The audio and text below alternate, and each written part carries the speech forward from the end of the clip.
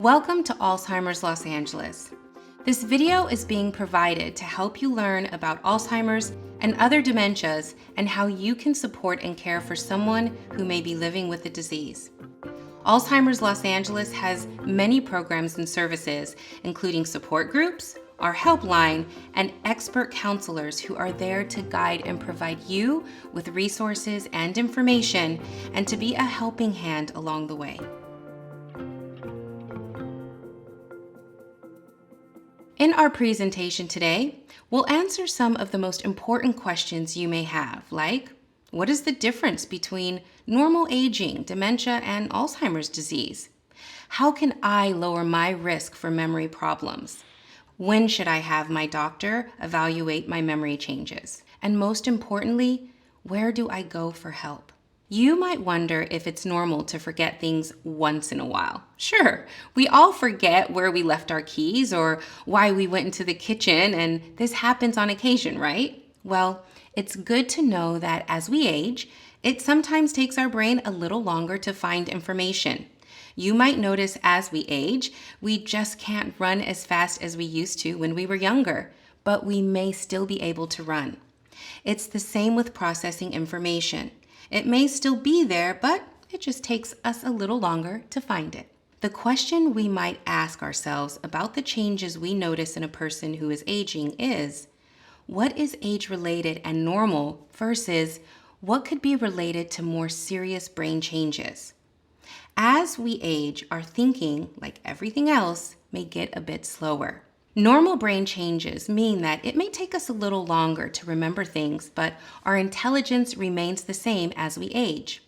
We may still know what we know, but just takes us longer to recall things, like the name of an actress or a TV show. It can be hard to know when changes in our memory are normal and when these changes may be due to something that should be talked about with a doctor. One of the keys to understanding normal brain changes versus something possibly more serious is noticing whether the change is interfering with your daily activities and whether the changes are new for you. First, let's discuss normal brain changes. It can be normal to forget a name from time to time or forget the name of someone you recently met. This may happen because we are not paying attention or we are trying to multitask. It can also be normal to forget why you walked into a room. This happens for a variety of reasons. It may happen because we are distracted, not paying attention, or again, trying to multitask. We all attempt to multitask and may think it's something that works for us, but multitasking is bad for our brains because it means we are not actively paying attention. When we do not pay attention, we are not able to create memories. The reason we forget why we walked into a room is because we are changing physical environments and thinking about different things. This can send mixed signals to our brain that one memory episode is over and we are starting a new episode. It can also be normal to feel like a word is on the tip of your tongue. We refer to this as a tip of the tongue moment, or TOT. TOT experiences may happen because recall is strongly affected by age. Young adults experience TOT at least once a week, and older adults experience as often as once a day, and that's normal. Now, let's discuss some of the potential signs that tell us memory loss may be something more serious. For example, forgetting the name of someone you know very well, like a loved one or someone close to you, may be an indication that something could be going on.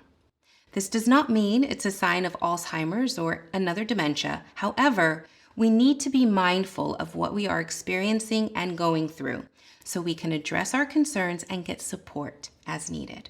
If you notice some new challenges like counting change or having several unpaid bills or even paying the same bill more than once, this may be a sign of something more serious. The key here is to be aware if these are new challenges for you. It's normal to miss a bill payment once in a while, but new challenges with managing finances may be something we should pay attention to. Here's another clue to pay attention to. If you notice that someone you care for is getting lost, especially going to very familiar places, It's true.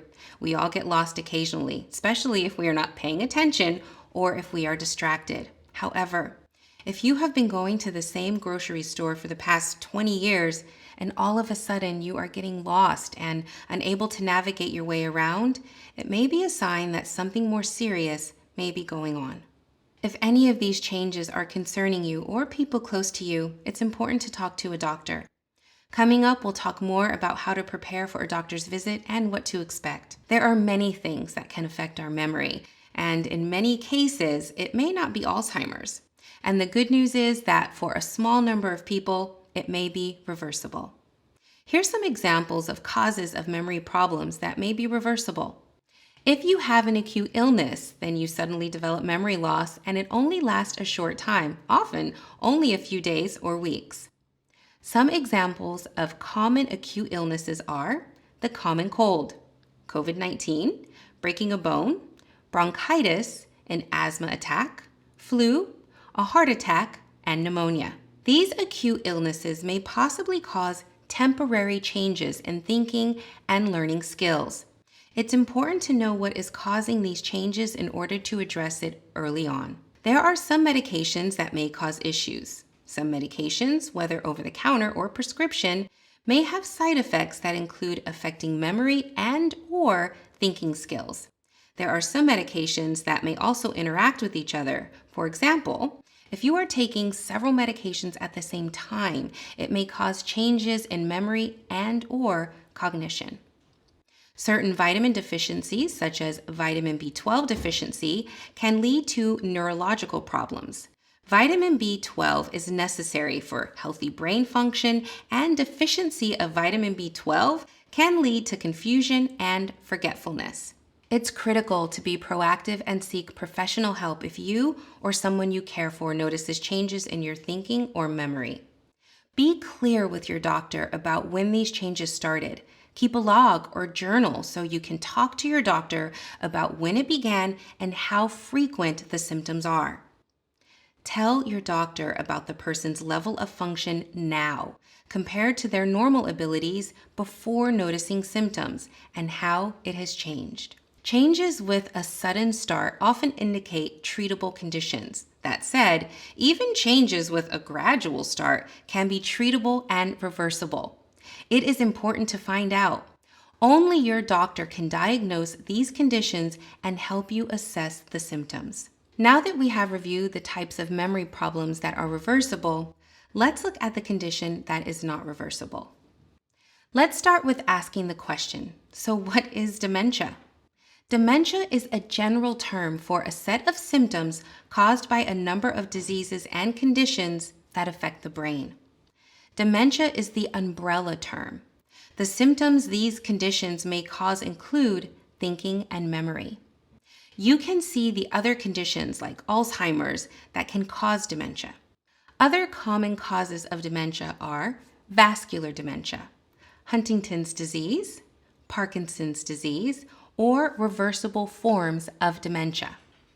Next up, you may be wondering, what exactly is Alzheimer's disease? According to the Center for Disease Control, Alzheimer's disease is a common cause of dementia, causing as much as 70% of all dementia cases. That's why you can see in the graphic that the Alzheimer's box is the biggest. In fact, Alzheimer's is a very specific form of dementia. How are dementia and Alzheimer's different? When a person is diagnosed with dementia, they are being diagnosed with a set of symptoms. This is similar to someone who has a sore throat. Their throat is sore, but there are many possible causes for it. It could be allergies, strep throat, or a common cold. Similarly, when someone has dementia, they are experiencing symptoms without always understanding what is causing those symptoms. Another major difference between dementia and Alzheimer's is that Alzheimer's is not a reversible disease. It gets worse with time, and at this time, there is no cure. Here is a list of some of the other dementias. They include vascular dementia. It accounts for approximately 20%. Lewy body dementia is what causes dementia for about 15% of people. Frontotemporal dementia accounts for about 5%. Let's talk a bit about vascular dementia now. It's the second most common form of dementia, and it causes injuries to the vessels that supply blood to the brain. These injuries are often the result of small strokes that may have no other symptoms. Some typical symptoms of vascular dementia include memory loss, confusion, hallucinations, and problems with visual perception. There's also mixed dementia. This is dementia caused by more than one type of dementia at the same time. A person could have both Alzheimer's and vascular dementia, so we'd say that person has mixed dementia. Another type is Lewy body dementia, which is the third most common form of dementia. People with Lewy body dementia have abnormally folded proteins in the brain named Lewy body. Some of the typical symptoms from Lewy body dementia include visual hallucinations, fluctuating cognitive skills, and symptoms that can look like Parkinson's disease, like tremors and walking difficulties. Frontotemporal dementia is another umbrella term for a variety of relatively uncommon disorders that affect the frontal and temporal lobes of the brain. This type of dementia tends to occur between age 50 and 70, but it can be as early as 40 years of age. Some of the typical symptoms include extreme changes in behavior and personality, problems with understanding words and speaking, problems with moving like poor coordination, difficulty swallowing, and muscle weakness. And there is also Parkinson's dementia. This type refers to the dementia that 50 to 80% of people with Parkinson's develop, usually about 10 to 15 years after their initial Parkinson's diagnosis. The main difference between Lewy body dementia and Parkinson's dementia is which symptoms show up first, dementia symptoms or motor symptoms. Some of the typical symptoms include changes in memory, concentration, speech problems, visual hallucinations, sleep problems, irritability, and anxiety. There is also Huntington's disease, which is a progressive brain disorder caused by a gene on chromosome 4. Anyone with a parent with Huntington's has a 50% chance of inheriting the disease.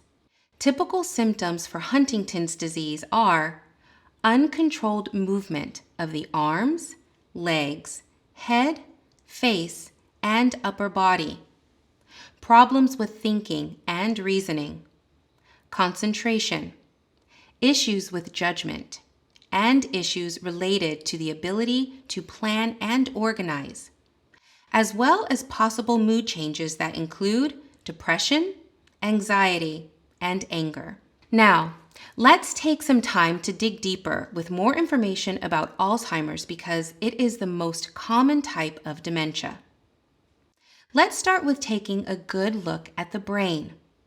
The human brain weighs about 3 pounds and controls our ability to reason, think, remember, communicate, and make decisions. The brain is made up of 100 billion neurons. Each individual neuron can form thousands of links with other neurons, making up to 100 trillion connections between neurons. That's about as many stars as there are in the universe. When someone has Alzheimer's disease, 2 abnormal protein fragments called plaques and tangles accumulate in the brain and they affect the neurons' ability to communicate with one another. Eventually, this kills the neurons. As the plaques and tangles cause more and more damage to the brain, the disease's symptoms progress. This is how we define different stages of Alzheimer's, the progression and severity of the disease. Here are a few facts to keep in mind. Alzheimer's is now the 4th leading cause of death in California. There are 6.5 million people living with this disease nationwide.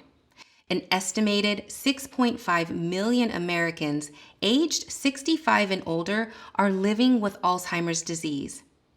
Let's take a deeper dive into some of the science behind Alzheimer's and dementia with this short video. What is Alzheimer's disease?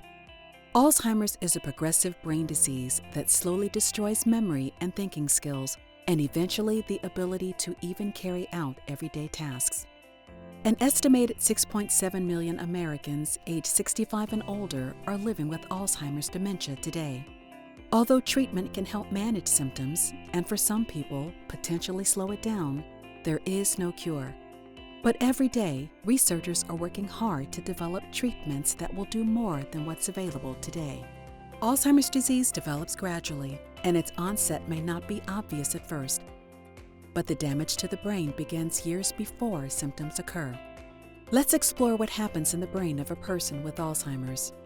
Two abnormal protein fragments, called beta amyloid and tau, begin accumulating in the brain, which damage and eventually kill brain cells. These proteins are commonly referred to as plaques and tangles. They start here in the hippocampus, the part of the brain where memories are first formed. As the disease progresses, the plaques and tangles slowly destroy the hippocampus, and it becomes harder for a person with Alzheimer's to form new memories. Simple recollections from a few hours or days ago are just not there. Over time, more plaques and tangles spread into different regions of the brain, killing cells and compromising cognitive and physical abilities.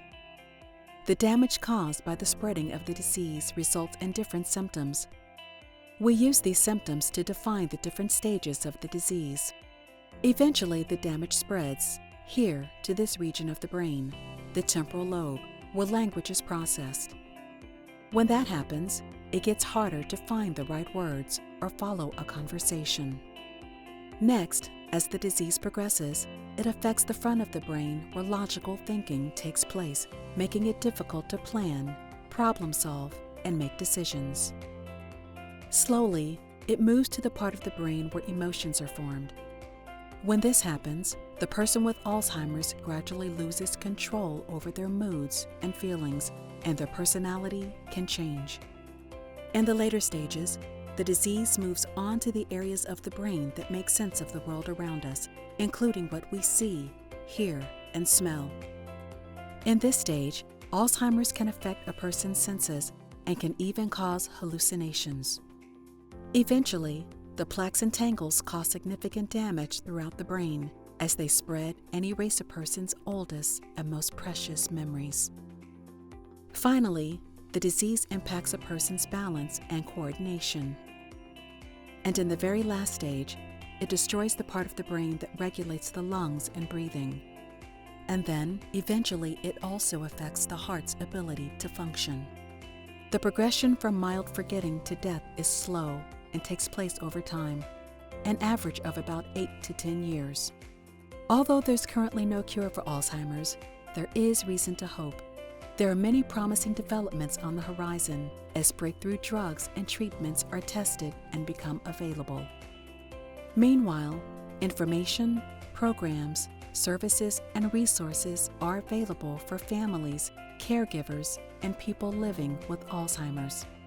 Contact Alzheimer's Los Angeles at 844-435-7259 or our website at www.alzheimersla.org for more information. Until there's a cure, we'll provide the care.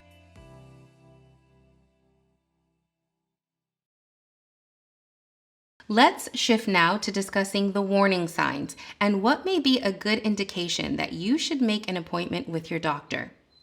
Many people tend to ignore the first signs of Alzheimer's and don't go in to get tested until well into the advanced stages of the disease. It is important to talk to family and your doctor if you or a person you care about are experiencing any of these signs. Some of the signs that you should pay attention to and reach out to your doctor are having problems with numbers, like the day of the week, month, or year, having trouble with money, and paying bills. You may notice mood changes, getting angry or anxious more often, and be aware of any other behavior changes too. It's important to know that not everyone with Alzheimer's will show the same symptoms the same way. Some people will get angry, some will never get angry. The disease does get worse with time. There are a lot of different ways to divide up the stages of Alzheimer's disease, but for simplicity, we often refer to the three main stages: early, middle, and late. A few facts to keep in mind. 1 in 10 people over the age of 65 have this disease. The disease can range from mild forgetting to death, and the timeline is often 8 to 10 years. Unfortunately, today, there is currently no cure. You may wonder, who is at risk for developing Alzheimer's? The current science tells us that everyone is at risk of developing Alzheimer's disease. So let's get into some of the risk factors for Alzheimer's and other dementias. It's important to understand that while there are some things that we cannot control, there are some things we can control. Let's start with age. Age is the biggest known factor for Alzheimer's. According to the National Institute on Aging, the number of people with Alzheimer's disease doubles about every 5 years beyond age 65. About 1/3 of all people age 85 and older may have Alzheimer's disease. In terms of gender, we know that women are disproportionately affected by Alzheimer's. Nearly 2/3 of the more than 6.5 million Americans living with Alzheimer's are women. This is not just because women live longer than men. Women are disproportionately affected by Alzheimer's even when differences in life expectancy are considered. This may be due to a combination of biological factors, such as hormones, as well as societal or cultural factors. Researchers are currently examining the factors related to this to better understand why more women are affected by Alzheimer's. Bear in mind that having a family history is not necessary for a person to develop Alzheimer's. However, research shows that people who have a parent or sibling with Alzheimer's are more likely to develop the disease than those who do not have a first-degree relative with Alzheimer's. In terms of genetics, researchers have found several genes that increase the risk of Alzheimer's. We inherit 2 copies of every gene, one from our mother and one from our father. ApoE4 is the best known and identified genetic predictor of Alzheimer's. And if you have one ApoE4 gene, your risk of developing Alzheimer's is slightly increased. However, inheriting a ApoE4 allele, an allele is a specific genetic sequence, does not mean that a person will develop Alzheimer's. Some people with an ApoE4 allele never get the disease, while others who develop Alzheimer's do not have any ApoE4 alleles. The risk increases for people who inherit 2 copies of the ApoE4 allele, one from each parent, but that is no guarantee that they will get Alzheimer's either.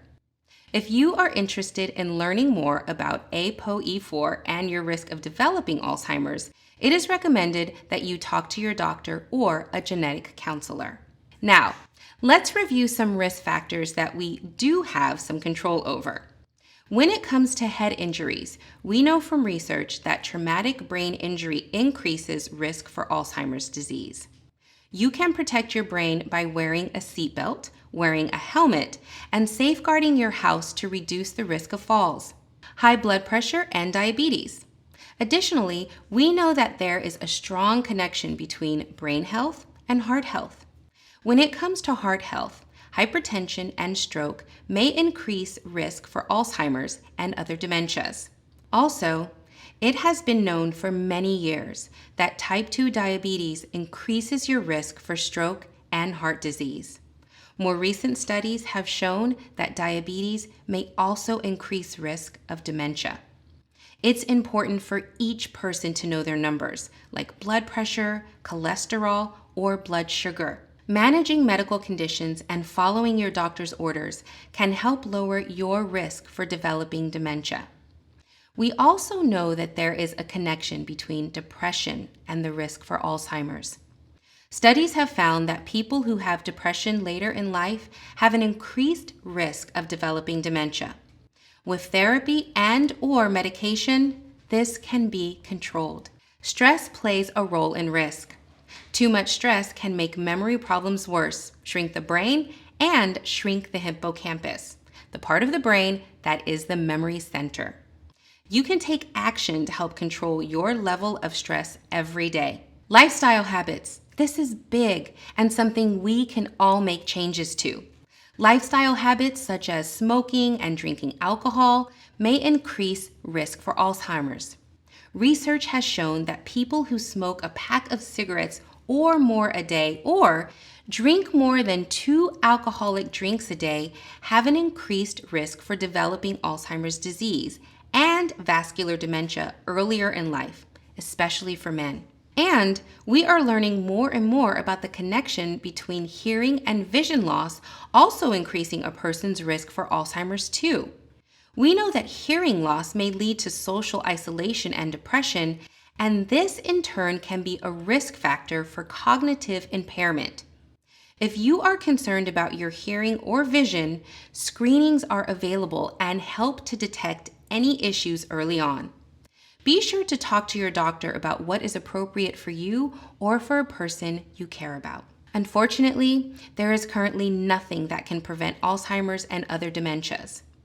We do not know exactly what causes Alzheimer's disease, but we do know how to lower our risk for developing it. So, what can we all do to lower our risk? While there is no one thing that can prevent this disease with certainty, research has shown that there are things we can all do to lower our risk. One important way to lower your risk is to move your body more. There are many things we can do to move our bodies that are natural, fun, and simple, like gardening, taking walks, yoga and stretching, and even doing household chores like sweeping, doing laundry, and cooking are all activities that get our bodies moving. Another important way is to manage your diseases or any chronic conditions. If you have diabetes, high blood pressure, or any other chronic conditions, make sure you take your medications as well as take care of yourself by eating a healthy diet and exercising. Let's take a moment and talk about eating healthy. There are 2 diets that are believed to help with reducing the risk of Alzheimer's disease. There is the MIND diet. It's a healthy eating plan that includes eating more fruits, vegetables, and low-fat dairy foods. Cutting back on foods that are high in saturated fat, cholesterol, and trans fats.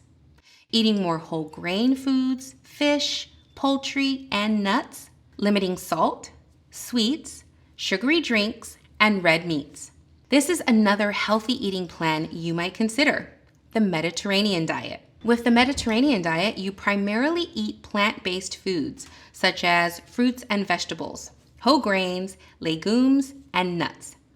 This plan suggests replacing butter with healthy fats, such as olive oil and canola oil, using herbs and spices instead of salt to flavor foods, limiting red meat to no more than a few times a month, eating fish and poultry at least twice a week, enjoying meals with family and friends. Being social is essential for your physical and emotional health. Drinking red wine in moderation. This is optional and should be limited to no more than 1 glass a day at the most, but check with your doctor to make sure this fits with your health plan. Getting plenty of exercise and getting good quality sleep. 7 to 9 hours a day is what the brain and body needs to recharge. Let's shift now to talking about the importance of seeing a doctor and getting diagnosed. Although none of us likes to think that we might have Alzheimer's or another dementia, there are benefits to knowing about it early in the disease process. Getting an early diagnosis gives you and your family time to talk about the future. So, when is the right time to see your doctor? If you are worried about your memory or the memory of the person you care about, you should see a doctor right away. Don't put it off. Going to the doctor when you first notice warning signs, allows you and your family to be able to make informed decisions about the future. How to prepare for a doctor's visit. It's important to be honest with yourself, your family, and your doctor about what's going on. If you are worried about someone else's memory, it is important to be open and talk about it with them. Also, as you notice changes in yourself or someone you care about, keep a log or journal so you can keep track of any changes or concerns. Sharing the time of onset and the frequency of behavior changes helps your doctor better understand and assess the symptoms. We are here for you too. Alzheimer's Los Angeles will help you navigate these difficult conversations. They can be very tough on relationships, but we have ideas and support to help you through this challenging time. Here's some things you can do to prepare for a doctor's visit. When you go to your appointment, bring in all the medications that you take. Show your doctor all of the medicines, those that are prescribed by them or other doctors. Remember, sometimes medications can have side effects due to interactions. Tell your doctor about any over-the-counter medications you are taking. Include any vitamins, herbal remedies, or supplements you may be taking. And remember to make a list of everything you have been noticing. Here's a checklist that may help you. Make a list of the following. What are you experiencing? Does this happen only at home or in other places? Is it only in the afternoon? And it is so important to advocate for yourself and the people in your life you care about. Ask all the questions that you need to until you understand everything and are clear about what the doctor is saying. Keep insisting until you get the answers that you want. And if you don't feel satisfied with the answers you get, request a second opinion or a referral to a specialist. The process of getting a diagnosis of Alzheimer's or another dementia requires an extensive exam process. Since there are a lot of things that can affect the memory, doctors take time to better analyze each patient's situation. They usually start with a physical examination to know the person's current health status. This includes measuring blood pressure, cholesterol level, blood sugar, and even weight. They also review your family history to know and measure the risk of chronic diseases such as diabetes and hypertension. They may ask questions about the person's daily activities, including how well they drive a car, go shopping, or pay bills. They may ask some questions about the time of day, month, year, or ask you other kinds of questions. Finally, apart from talking to family and friends, doctors may have the person receive brain scans, such as magnetic resonance imaging, or often referred to as an MRI, or computed tomography, often called a CT or CAT scan. In special cases, doctors may need to understand if plaques and tangles are inside the brain of the person with symptoms. They may do this through a highly specialized PET scan or by a lumbar puncture, also called a spinal tap. Now, we'll talk about how we manage Alzheimer's. Since we know that there is currently no cure for Alzheimer's, we'll explore the ways that we manage the disease. There are some medications that help some of the symptoms for some people. There are currently 4 FDA-approved medications that help with some of the symptoms of the disease. Researchers have been conducting clinical trials for many years. This is an exciting time in the field of dementia research. We always recommend you speak to your doctor to see if any of the new or soon-to-come treatments could be right for you or a person you care about. Researchers are working hard every day trying to find new treatments and a cure for this disease. The only way to understand if a drug is safe and effective is if they are tested on people with Alzheimer's. If you or someone you care about is interested in helping researchers find a cure, they are always looking for study volunteers. Here's something that may give you some comfort.